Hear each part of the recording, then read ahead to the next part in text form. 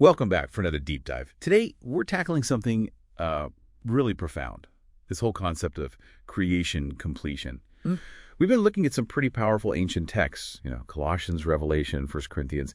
They lay out this specific vision for, well, the ultimate state of everything. Our goal here is to sort of navigate these ideas, understand how they describe this end to sin, suffering, even death itself. Quite a journey they map out into the final perfected state.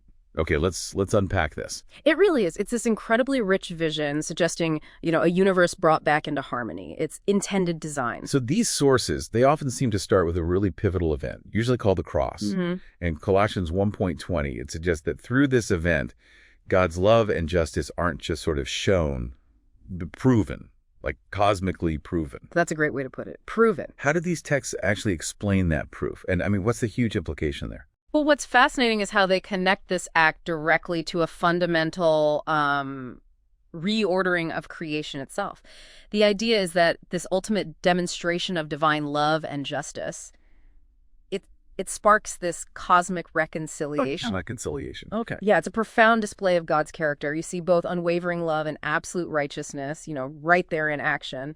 And it's this deep understanding, this experience of divine love that actually transforms creatures. Transforms them how? Fundamentally, the text suggests this transformation genuinely abolishes the possibility of sinning again. Whoa. Not just stopping sin, but removing the possibility. Exactly. It's not just that people stop doing wrong things. The inclination, the desire to transgress, it's just gone because of this deep alignment with the divine will. That idea is sin's possibility being removed. That's huge. So, okay, if that core issue is resolved, what do the texts say about the world itself? What's paradise actually look like when sin isn't even possible? Precisely. And Revelation really paints a vivid picture here. It describes a state very clearly. No more tears, no death, no sorrow or crying or pain. All that former stuff gone. Right. The absence of the negative. And positively, it mentions things like a tree of life, bearing fruit constantly, signifying, eternal flourishing sustenance. Okay.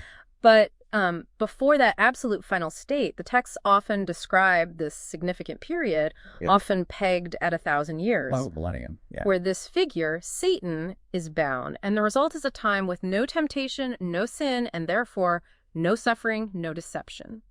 It's presented as this era of incredible peace and righteousness, sort of a preview of the final perfection.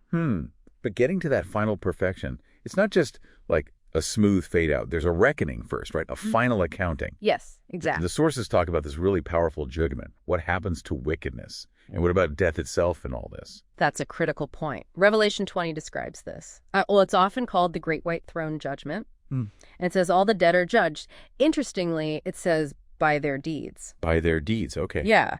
And what's really striking is that death and Hades, the powers associated with the grave, the underworld, they're almost personified. And they themselves get thrown into this lake of fire, which the text explicitly calls the second death. So death itself dies. That's the implication. It's profound. When sin, the root cause, is finally dealt with, even the powers and structures of mortality, they're nullified. Utterly, permanently. Death ceases to exist. Wow. Okay, so after that judgment, that purging, we get to what you might call perfect rest. And 1 Corinthians 15, it brings in this central figure, the Son. What's his specific role in finalizing everything? Right. So 1 Corinthians says the Son reigns until all enemies are destroyed. And it specifically names death as the last enemy. The last one to go. The very last. It's depicted as this purposeful, systematic abolition of everything hostile to God's creation.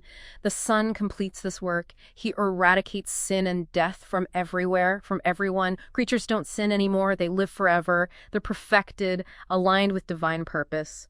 And creation itself, the whole cosmos, is perfected, completed, restored to its absolute highest potential. And that leads to the ultimate culmination, the absolute endpoint of this whole narrative. Yes. The Son, having completed this restoration, presents the now perfected creation to the Father. And that ultimate state described right there in 1 Corinthians 15.28 is that God becomes all in all. All in all, what does that signify? It points to this state of ultimate unity, perfect harmony, where God's presence, God's will just permeates everything, every aspect of existence, no separation, no obstruction. It's the universe finally, fully realizing its divine design. So, after walking through all that, what does this incredible vision mean for you listening right now? We've traced this theological roadmap, haven't we? From sin's possibility being erased, death abolished, to this eternal paradise where ultimately the divine is all in all. It really invites us, doesn't it, to imagine a universe totally aligned, perfected, free from all struggle. It absolutely does. And maybe that leaves us with a compelling final thought to chew on. Okay. If God truly becomes all in all in this perfected creation, what does that actually imply for, say, individual existence within that absolute unity? And, how might our whole concept of freedom change in a reality where sin isn't even possibility anymore? That's definitely something to ponder. Thanks for diving deep with us today. We hope that gave you plenty to reflect on.